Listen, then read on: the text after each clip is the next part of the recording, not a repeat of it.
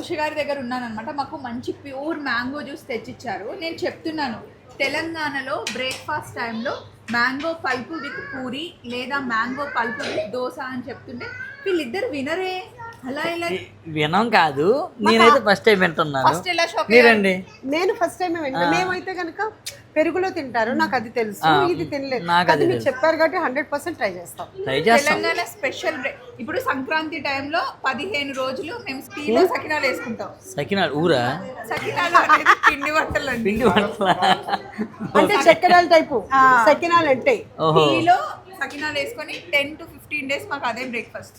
తెలంగాణ వాళ్ళకి బాగా తెలుస్తుంది. అంటే సంక్రాంతి స్పెషల్ ఏంటి అది? సంక్రాంతి స్పెషల్. ఓకే. సమ్మర్ వస్తే మామిడి పండ్లు వచ్చాయంటే సమ్మర్ మొత్తం అయ్యే లోపల అట్లీస్ట్ ఒక 30 to 40 టైమ్స్ అన్న మ్యాంగో పల్ప్ పూరి లేదా మ్యాంగో పల్ప్ దోశ. నేను చెప్పేది కరెక్టా కాదా కామెంట్ బాక్స్ లో మీరు చెప్పండి.